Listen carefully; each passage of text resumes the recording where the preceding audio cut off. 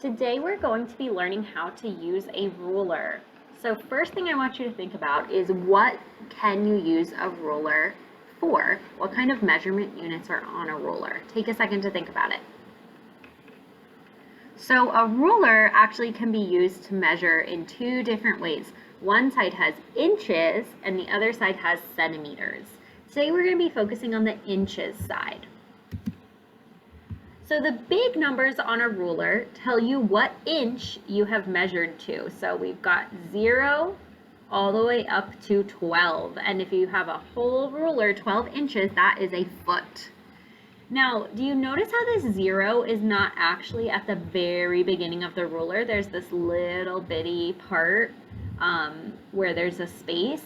When we're measuring something, we want to make sure that we put the object right on the 0, not at the beginning of the ruler. Okay, so we're always going to start at 0. And then we're going to see what big number the other end of the object is close to. So here's one example. We've got this key. So what they did is they lined up the beginning of the key. Oops, I should probably change my color, not to white. Let's do red. They lined up the beginning of the key with the 0.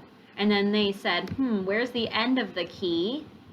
All the way to 3. So they said the key is 3 inches long. And the way we could write that is 3 IN.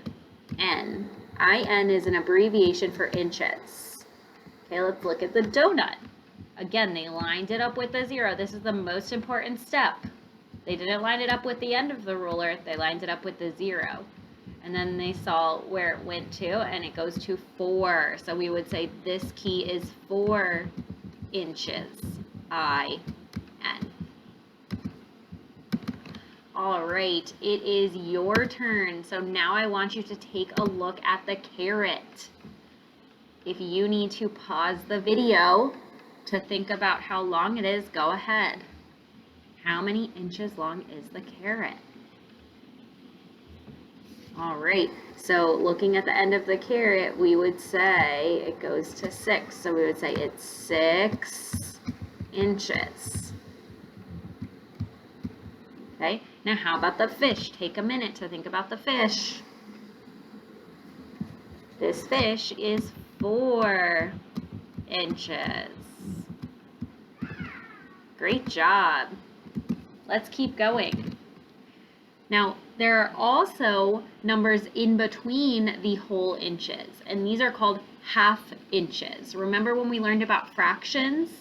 If you have a whole and you split it into 2, you get halves. So we did the same thing with the ruler, okay?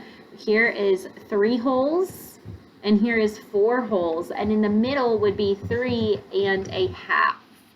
Same thing with here, we've got 4 and 5, and so in the middle of 4 and 5 would be 4 and a half.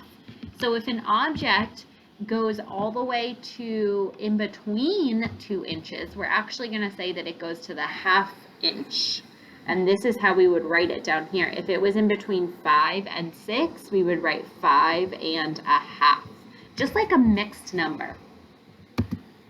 So let's practice counting these together. We're going to start at the 3 and we're going to count all the way up to 9. Are you ready? Count out loud with me. 3, 3 and a half, 4, 4 and a half, 5, 5 and a half, 6, 6 and a half, 7, 7 and a half, 8, 8 and a half, 9. So if the object actually goes to in between the holes, you're going to write it to the half inch. So let's look at this mitten. Remember, we start at 0, and then we draw a line down, and I see that it's in between the 4 and the 5. So that means we're going to write it's 4 and a half inches long. Okay? Same thing with this grape jelly. We start at the 0. We draw a line down. I see it's in between the 5 and the 6. So we're going to say it's 5 and a half inches long. All right, it's your turn. So here we have an umbrella. Take a second, think. How many inches is it? I'll give you a second to think about it. All right, so when I draw my line down, I see it's in between the 5 and the 6. So I'm going to say it's 5 and a half inches long. Did you get it right? I hope so. All right, and then last one, we've got our violin. Take a second to think about how long the violin is. Okay, let's draw a line down. I see it's in between the 7 and the 8. So we're going to say it's 7 and a half inches long. All right, great job. You are ready to try it on your own.